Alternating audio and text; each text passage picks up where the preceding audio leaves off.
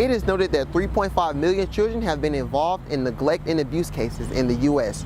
The Department of Family and Children Services, also known as DFCs, was created to help children involved in these type of cases and that are in deep need of a home. Behind me here is the Southwest Atlanta office, one of the 4 offices in the city. The DFCS office helps thousands of children and families with things like food stamps, energy assistance, or TANF benefits. The department has seemingly good intentions, but many people involved with it have had many complaints on how effective it is. Foster mother Margie McLeod sat down with us and gave us her story. I had a friend when I came back from overseas in Europe. I was in the military for 20 years. I always had children, with me, always. And I didn't know about foster care. And I had a friend, she passed, and she had a foster children. She said, Margie, you always getting into it, and you always bringing people in your household. And that's how I got into it. That's how I got into it. Foster parent one day social worker came in one day, brought a child to me, didn't even have one pamper, one little bottle, and just gone, and gave me the baby. That was it. And that baby was in with me for 6 months before they know that baby was in my house. Wasn't getting no check, wasn't getting anything. And I worked, I paid. Child, she had to go to nursery I paid for 6 months. And then when I called them, they say, Miss McLeod, we didn't know that baby was in your house. And this is for real. I found out HIV, bipolar, hepatitis C, and other medical mental condition, and also I think ADHD, bipolar, all that. With multiple protocols in place, these kids are still not getting the right support they need. Ashley Wilcock, the Director of Office of Child Advocates, tells us the things that need to be done when a child is brought in.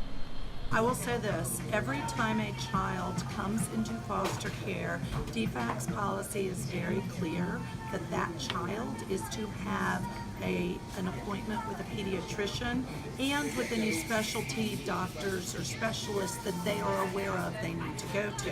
But I have consistently seen, to be honest, not all the time, but generally that policy is followed.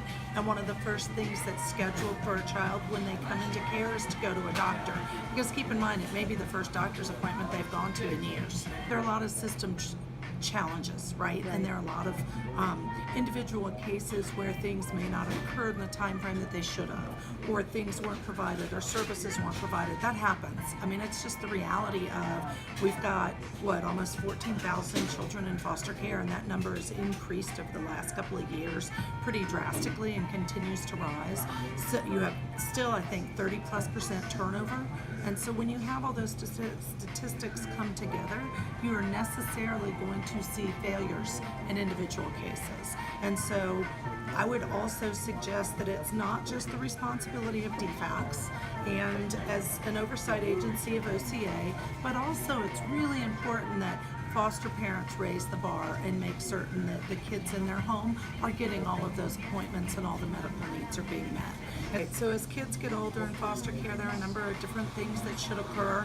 One is before they turn the age of 18, there should be a transitional roundtable that DFCS does, and the goal of that transitional roundtable is to identify what are the resources, what are your needs, what are the things to help you as you turn 18 and become under the definitions in the child welfare system an adult and no longer a child.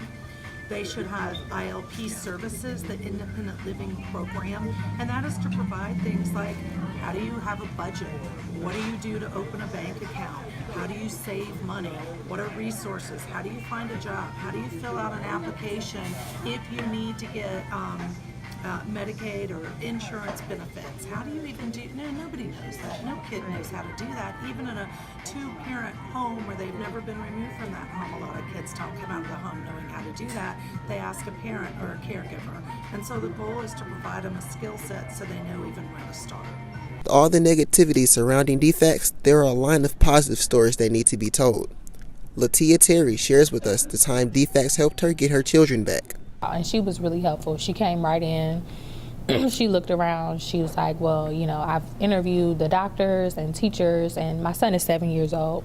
So she's, you know, I did thorough investigation, and none of the information that was told to me was I getting from any of these professionals or people around you. So, you know, she looked around and she was like, well, the kids will be back with you within the next 3 days. So it was just positive. And then after that, we had situations, and I was able to actually call her, leave messages, text messages, get papers faxed over, and she was very quick about everything.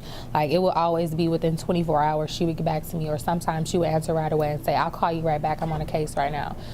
She did. She cared about mostly the well-being of my children. When she first walked in, she, you know, she was just looking around and asking questions, and, you know, she even looked in the refrigerator to make sure there was food in the refrigerator. So she was diligent as far as, you know, making sure they were okay, but she also cared about me, you know, like, what's going on, why would he do something like this, and why would he say that this was true, and, you know, verifying where I was at the time and were the kids in care, and, like, you know, different things. So I felt like she did care about me. If you or anybody has witnessed child abuse or neglect, call the DFCS Center at 1-855-GA-CHILD. Reports are taken 24 hours a day, 7 days a week. For GSU TV, I'm Malik Brown.